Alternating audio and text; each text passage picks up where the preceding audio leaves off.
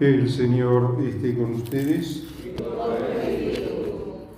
Evangelio de nuestro Señor Jesucristo según San Marcos. Cuando Jesús volvía de la región de Tiro, pasó por Sidón y fue hacia el mar de Galilea atravesando el territorio de la Decápolis. Entonces le presentaron a un sordomudo y le pidieron que le impusiera las manos. Jesús lo separó de la multitud y llevándolo aparte le puso los dedos en las orejas y con su saliva le tocó la lengua. Después, levantando los ojos al cielo, suspiró y le dijo: Efatá, que significa ábrete. Y enseguida se abrieron sus oídos, se le soltó la lengua y comenzó a hablar normalmente. Jesús les mandó insistentemente que no dijeran nada a nadie, pero cuanto más insistían, ellos más lo proclamaban, y en el colmo de la admiración dirían: todo lo ha hecho bien, hace oír a los sordos y hablar a los mudos.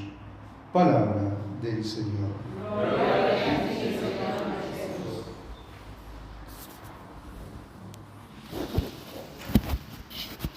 En este contexto, cuando Jesús recorre el territorio de la Decápolis, realiza un signo mesiánico, un signo portentoso, un milagro portentoso. La región de Tiro, la región de Sidón, el territorio de la Decápolis, era una zona de la Palestina multicultural y multirreligiosa. O sea, coexistían personas que venían de distintos lugares, de distinta proveniencia, de distinta etnia, y por consiguiente también tenían distintas formas de adorar a Dios. Por un lado adoraban al Dios verdadero, pero por otro lado había mucha gente pagana que adoraban a los falsos dioses. En este contexto, Jesús se encuentra con este sordomudo y con su familia, quienes le piden que le imponga las manos. O sea, realizan un acto de fe. Sabían quién era Jesús, tenían noticias de las maravillas que había obrado en otros lugares y le piden que le imponga las manos. Entonces Jesús lo lleva aparte y realiza este gesto de tocarle la boca, tocarle las orejas y pronunciar esta palabra, efatá. Un término en arameo que significa ábrete, pero que tiene también muchas connotaciones. Por empezar, es un imperativo, ¿no?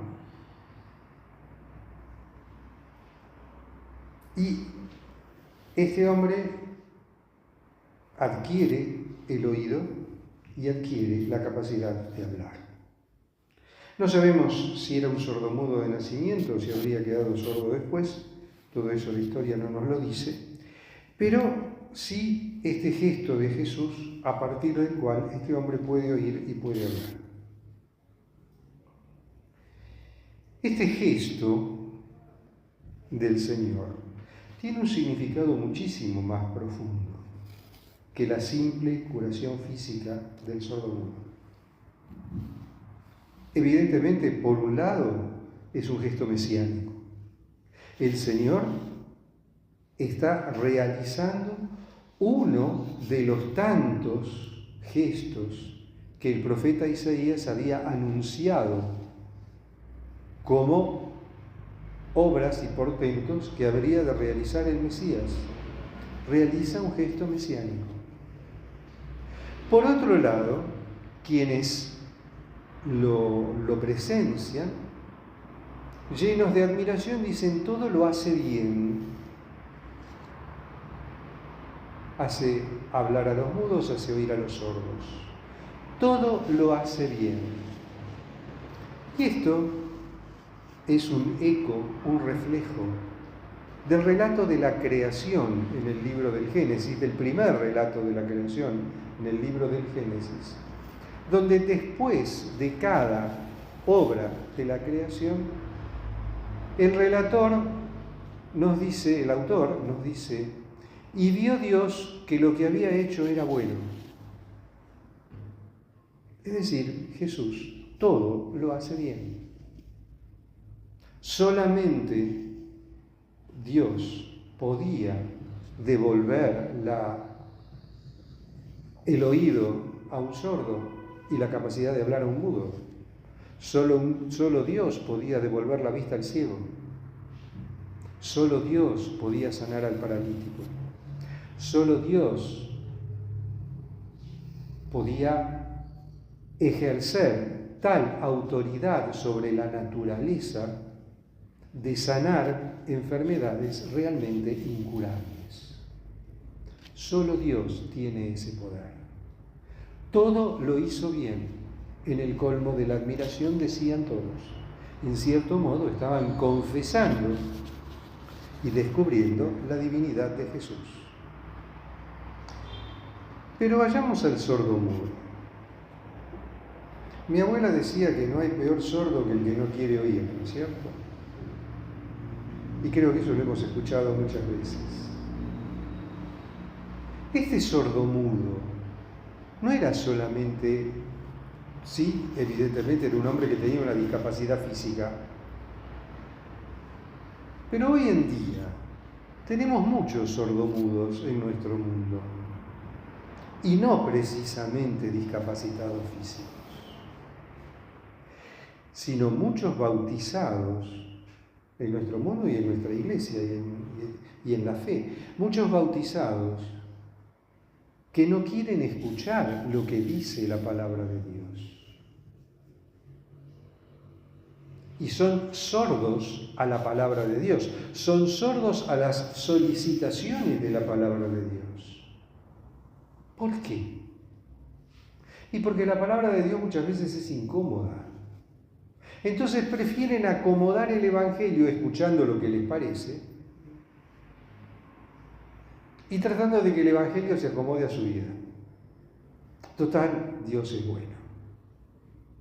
Sí, Dios es bueno, pero no es tonto, perdóname. Pero vos querés hacer lo que te parece, bueno, no te digas cristiano.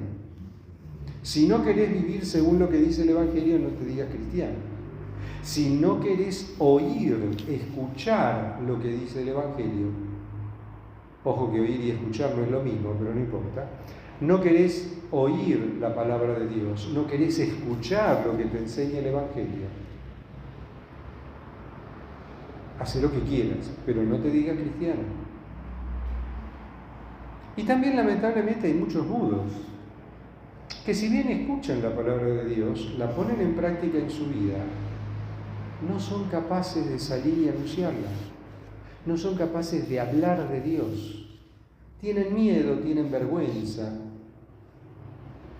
son tibios, les preocupa el que dirán, les preocupa quedar mal en una sociedad que como niega a Dios y se burla de Dios, tienen miedo que se burlen de ellos, o tenemos miedo que se burlen de nosotros. Porque no siempre somos lo suficientemente claros para hablar de Dios y para defender las verdades de nuestra fe. Entonces, caemos en esa perspectiva relativista que San Pío X llamó modernismo, donde todo está bien mientras que no le haga mal a nadie. Y ahí, cuando decís eso, todo está bien mientras no le haga mal a nadie, estás pecando contra tu propia profesión de fe. Porque cuando vos decís creo en la comunión de los santos,